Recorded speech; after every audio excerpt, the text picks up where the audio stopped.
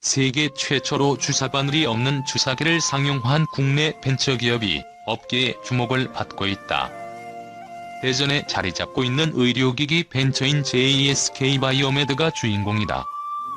이 회사가 상용화에 성공한 주사바늘 없는 주사기 미라젯은 레이저를 활용해 초당 40회를 분사할 정도로 속도가 빨라 환자가 통증을 거의 느끼지 않는다는 강점을 갖고 있다고 회사 측은 설명했다. 전진우 JSK바이오메드 대표는 지난 2월 식약처로부터 주사바늘이 없는 주사기인 미라젯에 대한 최종 인허가를 획득하고 이달부터 본격적으로 제품 판매를 시작했다고 9일 밝혔다. 이 회사가 개발한 미라젯은 주사바늘이 없어 주사기를 사용해도 피부 손상이 거의 없다는 게 강점이다. 레이저로 노즐 안에 있는 물의 압력을 높여 약물을 피하 속으로 주입하는 원리를 이용한 혁신적 제품으로 평가받는다. 전 대표는 주사바늘에 대해 거부감을 갖고 있는 환자들에게 주사바늘이 없는 미라젯은 완벽한 대체제가 될 것이라며 기존 주사기를 대체하는 국내 시장 규모만 최소 4천억 원에 달할 것으로 예상했다. 주사기에 대한 거부 반응을 갖는 환자 비중이 한국에서는 별다른 통계가 없지만 미국에서는 70%에 이른다는 게 전 대표의 설명이다. 주사바늘 없는 주사기에 대한 세계 시장 규모는 3조 원이 넘을 것으로 회사 측은 추산하고 있다.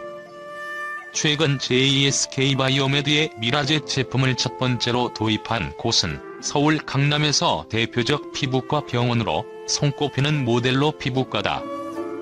이 피부과는 약 2달간 피부과 환자를 대상으로 자체적인 임상 테스트를 거쳐 미라젯의 효과를 확인한 후 구매 계약을 체결했다. 미라젯은 레이저 본체와 일회용 노즐 등으로 구성되어 있다.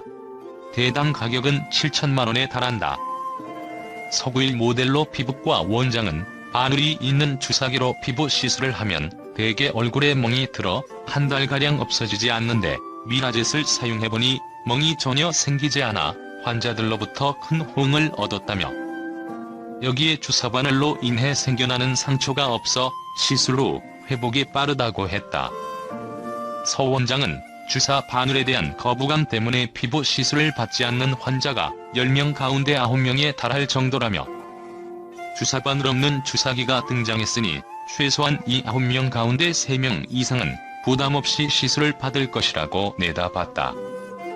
이달부터 미라젯의 본격적인 판매에 나선 JSK바이오메드는 특히 피부 및 미용 전문 병의원들을 주요 고객으로 삼겠다는 전략이다. 특히 보톡스나 필러 등 피부 미용에 관련한 시술을 하는 데 있어 주사바늘이 없는 미라젯 제품은 크게 호응을 얻을 것이라는 전망이다. 이 회사는 글로벌 레이저 의료기기 업체인 독일 에스칼라피온과 유럽 시장에 대한 판권 이전 계약을 체결하는 것을 앞두고 있다. 대형 미용 의료기기 유통업체 3곳과는 전국 총판권에 대한 계약을 논의하고 있다.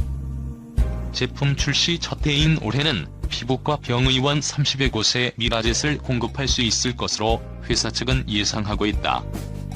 앞으로는 개인들이 사용할 수 있게 소형화된 주사바늘 없는 주사기로 제품을 확대해 시장을 넓혀나간다는 게 이 회사 방침이다. 이 회사는 충북옥천에 연간 3만 개 이상 제품을 생산할 수 있는 공장을 완공하고 본격적인 가동에 들어갔다. 전 대표는 주사바늘 없는 주사기는 세계에서 최초로 개발한 제품이어서 이렇다 할 경쟁 제품이 없다며 해외 시장 공략에도 적극 나서 미라젯을 기반으로 글로벌 의료기기 기업으로 발돋움하겠다고 포부를 밝혔다. 한편 다이텍연구원이 국내 스타트업 패브릭 타임과 함께 병원 방호복에 쓰이는 직물 원단을 미국 뉴욕주에 있는 병원복 제작 기업에 수출하는 데 성공했다. 코로나19 진단 키트에 이어 방호복 소재도 국산 바람을 일으킬 수 있을지 주목된다. 이번 원단 수출은 미국 뉴욕주 병원복 제작업체에서 국내 원단 판매 플랫폼 운영사인 패브릭 타임 측에서 급히 원단 개발을 요청하면서 이루어졌다. 패브릭 타임은 동대문 원단을 데이터베이스화해 온라인 플랫폼 스와치온을 통해 해외 패션 디자이너에게 판매하는 2017년생 스타트업이다. 이 기업은 미주와 유럽 등 58개국 해외 패션 디자이너를 고객으로 확보하고 있다. 회사 측은 다이텍 연구원을 통해 폴리에스터 소재의 보호 코팅 가공을 더한 대체 소재를 개발, 계약에서 납품까지 일주일도 걸리지 않은 속도전을 통해 성과를 낼 수 있었다. 다이텍 측은 일찍이 테스트베드와 데이터 관리에 투자해온 덕분에 짧은 시간 안에 혈액 침투성 보호 코팅 원단으로 레벨 4 테스트를 통과해 음압병동용 방호복 소재로 쓰일 수 있는 미국 기업이 원하는 수준의 대체 원단을 개발할 수 있었다고 밝혔다. 다이텍은 지난 2013년 섬유소재 종합 솔루션 센터를 개관했다. 이곳을 통해 소재 정보 은행을 만들어 국내는 물론 세계적으로 생산되는 소재 정보를 모아 관리하고 있다. 또 이 정보를 바탕으로 자체 시뮬레이션을 통한 대체 소재의 결과물 성능도 빠르게 확인할 수 있다. 다이텍 관계자는 이 덕분에 국내 섬유 기업을 일일이 찾아다니며 대체 소재 샘플을 제작할 필요가 없었고 시간을 크게 단축시켰다고 설명했다. 다이텍은 50만 야드 상당의 이번 1차 납품을 시작으로 K-방호복 수출 확대에 기대를 걸고 있다. 이미 2차 물량 납품 계약도 진행 중인데 1차보다 물량이 10배 정도 늘어날 것으로 기대하고 있다. 현재 이 소재는 대구 지역 재직업체와 염색가공업체 각 한 곳을 통해 생산 중인 가운데 향후 주문량을 만족시키기 위해 다이텍은 국내 기업 공동 생산 납품도 검토 중이다. 영국과 인도네시아 등 다른 나라에도 방호복 대체 소재를 찾아내 국내 기업들이 납품할 수 있도록 할 계획이다. 패브릭 타임의 서치온 플랫폼으로 비대면 수출이 가능해 기대를 걸고 있다. 이도현 다이텍 기획본부장은 한국산 코로나 진단키트가 해외에서 필요하다고 요청이 들어와 납품된 것에 병원복 원단도 해외에서 먼저 한국에 요청한 사례로 의미가 깊다며 방호복뿐만 아니라 다른 방역 의료용품 소재에 대한 추가 개발도 기업과 진행 중이라고 밝혔다.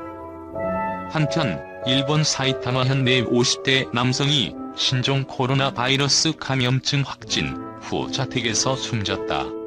병상이 없어 자택 대기 중이었다. 이 남성은 지난 16일 코로나19 검사에서 양성 판정을 받았지만 입원할 곳이 없었다. 결국 자택에서 대기하다 증상이 악화돼 21일 사망했다. 요미우리 신문과 NHK 등 일본 언론은 이를 23일 알렸다.